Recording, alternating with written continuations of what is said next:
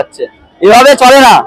তৃণমূলের মানে নেতাদের থেকে প্রশাসনের অত্যাচারটা বেশি হয়ে যাচ্ছে। একটু প্রতিটা জায়গাতে যে প্রশাসন যেভাবে মানে কর্মীদের মারধর করছে, কিন্তু এটা কিন্তু তৃণমূলটা এতটা কিন্তু করছে না। তৃণমূলের থেকে প্রশাসন বেশি মারধর করছে, হুমকি দিচ্ছে প্রশাসন।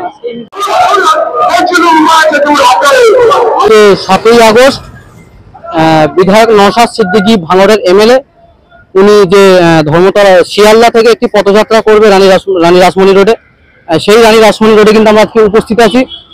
আপনারা কিন্তু জানেন যে কি জন্য আজকের এই পদযাত্রা। আপনারা কিছুদিন আগে হয়তো সোশ্যাল মিডিয়া দ্বারা দেখেছেন যে আবু সিদ্দিক নামক এক ব্যক্তি, তাকে নৃশংসভাবে পুলিশে হত্যা করা হয়। এগুলো আপনারা অবশ্যই দেখেছেন। সেই হত্যার ইস্যু নিয়ে যিনি ভাঙড়ের বিধায়ক তথা নওশাদ সিদ্দিকী, তিনি কিন্তু আজকে এই ধর্মতলা অর্থাৎ শিয়ালদা যে স্টেশন আছে ওখান থেকে রানী রাসমণি রোড পর্যন্ত পথযাত্রা করবেন। এবং এই যে রানী রাসমণি রোড আপনারা দেখতে পাচ্ছেন, এই জায়গায় এসে কিন্তু ওনার যে মূল বক্তব্য, এখানে সকলকে বলবেন।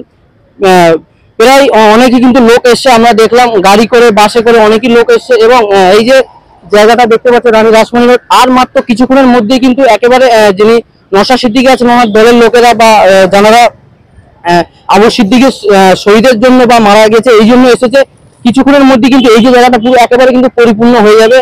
বিস্তারিত জানতে আমাদের সঙ্গে থাকুন এবং আমাদের চ্যানেলে নতুন হয়ে থাকলে চ্যানেলটিকে সাবস্ক্রাইব করুন ও ভিডিওটাকে বেশি বেশি শেয়ার করুন। একটাই কথা বলবো, যদি মুখ্যমন্ত্রী ঠিক বিচার না করতে পারে, শ্রীলঙ্কা বাংলাদেশ মডেল পশ্চিমবাংলা দেখতে হবে। দেখুন, আমরা যদি পশ্চিমবাংলায় বসবাস করছি, সব থেকে সেফ জায়গা জেল কাস্টডি মনে করি।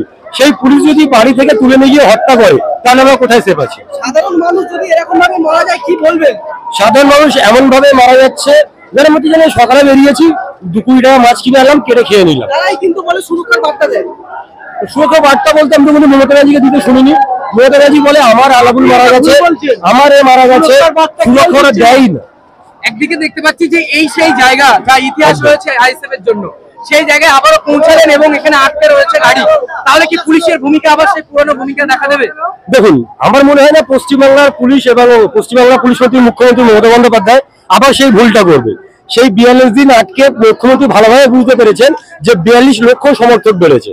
আজকে যদি একদিন আটকায়, তাহলে 1 কোটি সমর্থক বাড়বে। আমরা খুশি হবো যদি আজকে আমাদের আটকায়। তো আমরা জানি যে আনিস খান এখনো পর্যন্ত ইনসাফ পায়নি, তার ইনসাফের জন্য রাজ্য সিট গঠন করা হয়েছিল তদন্ত করার জন্য। আপনার তো সুযোগ একটু কম আছে, শুধু আনিস খান না, আমতার আনিস খানকে মেরেছে, আমাদের ঢোলাহাতে আবু সিদ্দিকীকে মেরেছে, মইদুল মিদ্দাকে লবণের সামনে মেরেছে, ঘড়ি মিস্ত্রিকে তুলে নিয়ে গিয়ে বড়বাজার থেকে মেরেছে। এখনো পর্যন্ত 17টা মানুষ এই মুখ্যমন্ত্রী খুনি মমতা ব্যানার্জি মেরেছে। তার জন্য বিচার কি হয়েছে? বারবার ভুয়ো সিট গঠন করেছে, 15 দিন পর বলেছে 15 মাস হয়ে গেছে, এখনো কোনো খবর নেই। এই মুখ্যমন্ত্রী হয়তো হাসিনা বাংলাদেশ থেকে পালিয়ে ইন্ডিয়ায় সাহায্য পেয়েছে, মুখ্যমন্ত্রী কোথায় গিয়ে জায়গা হবে সেটা কিন্তু ভাবা। অনেকে বলছেন যে এ রাজ্য উত্তরপ্রদেশের সিস্টেমে চলছে, কি বলবেন? একদম উত্তরপ্রদেশ সিস্টেমে নয়, উত্তরপ্রদেশে যে চালাচ্ছে নাগপুরের মডেল, সেটা কিন্তু একই রকম ভাবে ওই না। আপনি যদি মনে করেন যে মোদি আর মমতা আলাদা নাম, ভুল করছেন। পশ্চিমবাংলায় বিজেপির কোনো অস্তিত্ব নেই। যত মুখ্যমন্ত্রীর ভাই, দাদা, ভাইপো তারা ছিল, তারা গিয়ে বিজেপি গঠন করেছে। শুভেন্দু দেবরা কথা কথা বাংলা ভাগ করার কথা বলছে। মুখ্যমন্ত্রী শুভেন্দুকে কি অ্যাটাক নিয়েছে?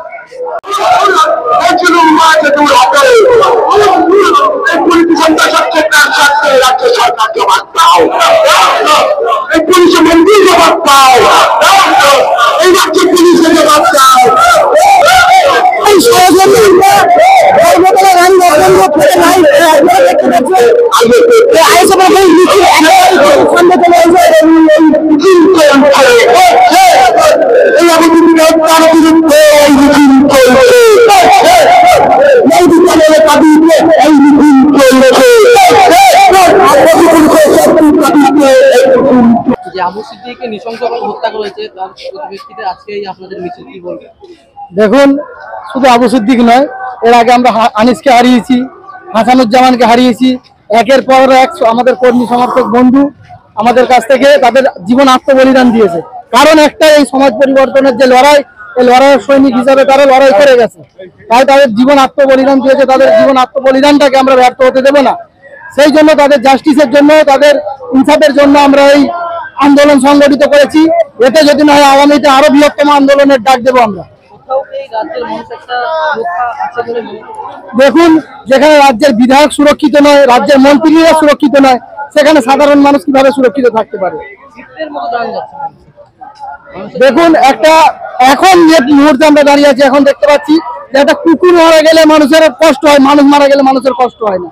তাই মানুষের জীবনের মূল্যায়ন করার জন্য, মানুষকে সেই দিশাটা দেখাবার জন্য আইএসএফ পথে নেমেছে, সে মানুষের লড়াইটা লড়ছে। আমাদের একটাই দাবি যে মানুষের ন্যূনতম তাদের মৌলিক চাহিদাগুলো পূরণ করতে হবে, তাদের অধিকার নিয়ে বাঁচার স্বাধীনতা দিতে হবে। প্রশাসন যেভাবে সাধারণ মানুষের উপর অত্যাচার করছে, যে অত্যাচার বন্ধ করতে হবে, পুলিশ মন্ত্রীকে সক্রিয় হতে হবে। আমরা এই দাবিতে আন্দোলন সংগঠিত করেছি, প্রয়োজনে আরো আন্দোলন করবো।